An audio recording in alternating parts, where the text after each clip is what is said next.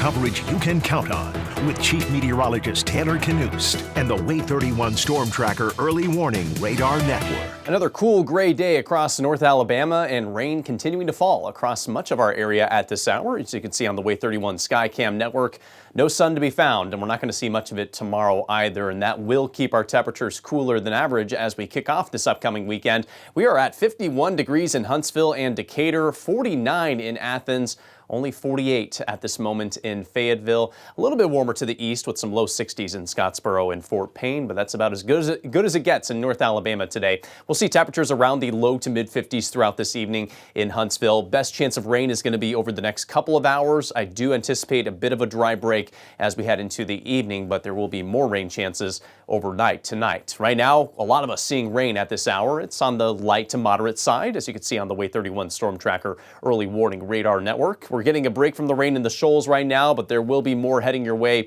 later on tonight. Here's a look at the direction it's heading, gradually pushing from the west to the east. So as I mentioned, I think we'll see a little lull as we head into this evening for many of us. If you're heading to the Trash Pandas game later on this evening, there is still hope that it will be dry, kind of like last night, but still certainly going to be cool and cloudy. So make sure you bring jackets and blankets to the ballpark if you're heading out there tonight. Rain fills back in late tonight. It's going to be a soggy start to your Saturday for much of the area, especially those of you south of the Tennessee River. Sand Mountain, you can anticipate rain for at least the first half of the day on Saturday. Those of you farther northwest will likely start to see things dry out tomorrow afternoon for the most part. There could be some light lingering showers up in Tennessee, but most of us in North Alabama should see a gradual drying trend as we move through the day tomorrow. Between now and tomorrow evening, an additional inch or so of rain possible from Gadsden to Fort Payne. Not nearly as much the farther north you go, with probably just an additional quarter inch for areas like Huntsville and Decatur before this rain finally clears out for good